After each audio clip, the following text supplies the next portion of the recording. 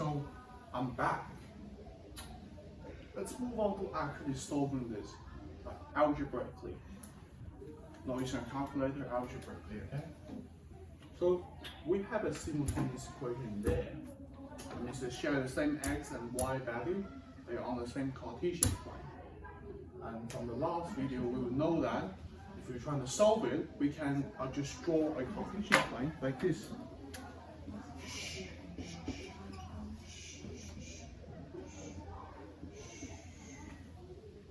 And then we graph it, and we'll get the answer. But how do we do it without graphing? A good question, isn't it?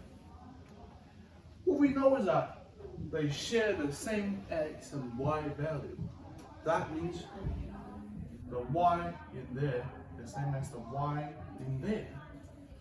So let's change your mind. Y equals to 3x plus 2. Doesn't that mean y is the same as 3x plus 2? These two things are identical, like exactly the same.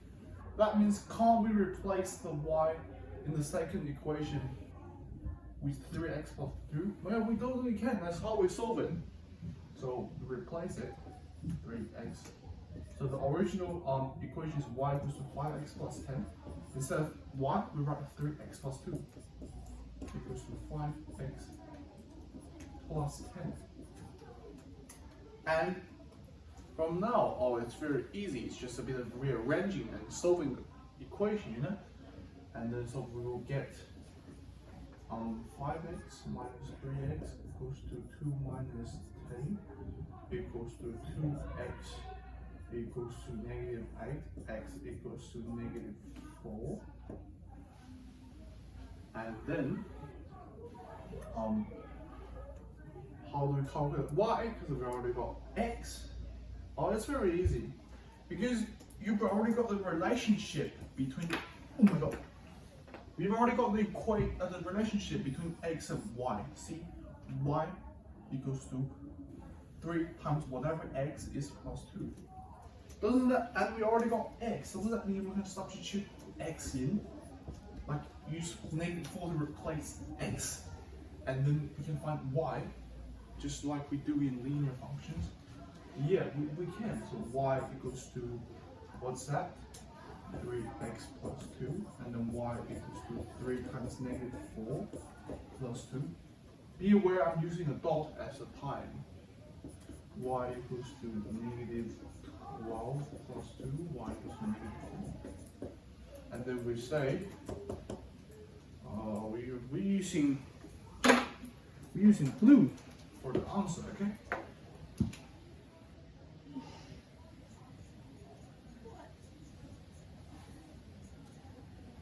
And we're using calculator to check if we're correct or not. So how do we check it? Well, we probably don't use calculator. How to check it is by substituting y and x answers we've already got into the equation and see if it satisfies or not, if it makes sense or not. So in this one, we use negative 10 to replace y. Negative 10 equals to 3 times whatever x, negative 12 plus 2, negative 10 equals to negative 10. That satisfies us, correct. And that's not enough. We need another one because it has 2 equations. Let's make sure we did it correct. Be aware, you don't need to do that to solve it. We're just now checking if we got it correct or not, okay?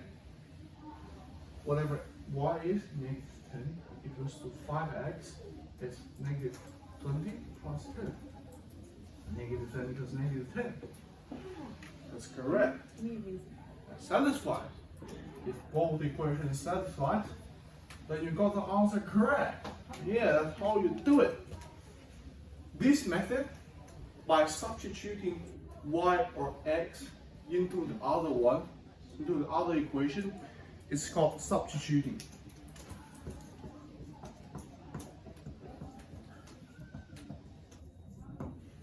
This is very useful. So basically, when it is giving you the form of y equals to blah blah blah, like this is graphing equation, isn't it? Because really, in year 9 we already know that y equals to mx plus c, this is the graphing formula. So n is the gradient or slope, c is the y-intercept. And this is exactly the same. When it's given you the form in this one, it specifically wants you to solve by substituting because it's very convenient. You just substitute y this one instead of y in the second one. It's so convenient. And then in the next video we'll be talking about elimination, which is another method.